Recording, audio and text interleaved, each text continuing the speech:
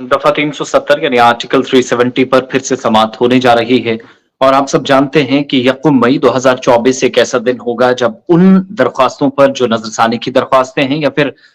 Review petitions कहलाती हैं उन तमाम पर सुनवाई होगी। असल में इस मामले पर खूब सियासत पहले से भी हो रही थी, आज भी है और अब जाकर ये वो दरख्वास्तें हैं, ये समाअत एक ऐसे वक्त में हो रही हैं जब पूरे मुल्क के अंदर इंतखाबी तशहीर जारी है। लोकसभा इंतखाबात चल रहे हैं जिसके 2 फेजेज़ मुकम्मल हो चुके हैं। 7 तारीख को फिर से वोटिंग होने जा रही है और उससे ठीक पहले ये सारे इलेक्शंस के बीच में ये जो आर्टिकल 370 पर सुनवाई रिव्यू पिटिशंस पर होने जा रही है। आप सबको याद होगा कि 5 जजों के आईनी बेंच ने यानी 5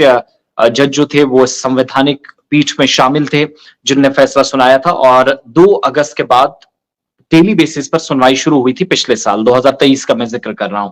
और उसके बाद होता यह है कि 11 दिसंबर 2023 को एक हतमी और तारीखी फैसला आता है 5 जजों की आईनी बेंच जिसकी सरबराही डीवाई चंद्रचूड़ जो चीफ जस्टिस ऑफ इंडिया है वो कर रहे थे।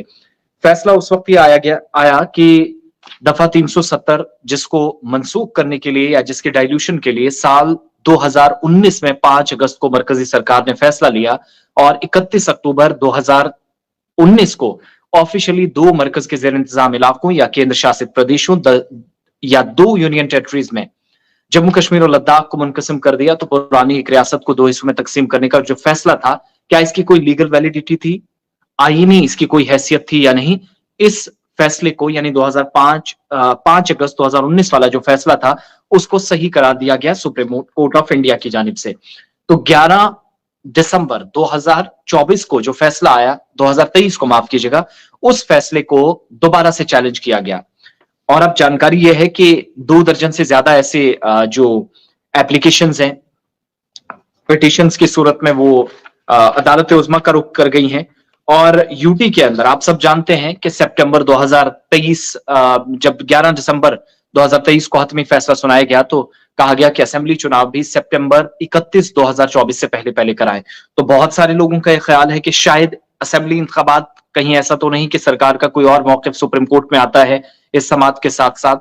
क्योंकि सरकार को जवाब देना ही पिटिशंस के जो सवालात है या तो रिजेक्ट होगी या लंबी समाअत इस पर होती है तो आप देखेंगे कि खूब इस पर चर्चा की जाएगी। दूसरी तरफ बहुत सारी सियासी जमातें जिनको अब यह महसूस होने लगा है कि सुप्रीम कोर्ट में जाकर उन्होंने शिकस्त खाई है एक तरह से, उनको इसके साथ पॉलिटिकली लड़ना चाहिए। जैसे सजाद लोन कहते हैं कि हमें अदालत का रुख नहीं करना चाहिए था। फिर उसके बाद उमर अब्दुल्ला ने स्टेटमेंट दिया, ही सेड कि हमें सुप्रीम कोर्ट से बेहतर था, जिन लोगों ने ये दिया है उन्हीं लोगों से वापस मिलेगा, यानी पार्लियामेंट ने जो इख्तियारात हमारे थे वो खत्म किए, वही दोबारा इसको दे सकता है, बहाल कर सकता है। तो ये सारी चीजें जो हैं ये उस वक्त हो रही हैं जब मुल्क के अंदर लोकसभा इंतखाबात के बीच दफा 370 आर्टिकल 370 और जम्मू कश्मीर के अंदर सिक्योरिटी और हुकूमत के बड़े फैसले, इसको यूटी बनाना, ये सारी चीजें चर्चा काफी ज्यादा इन पर हो रही है। मरकजी वज़ीर दाखिला अमित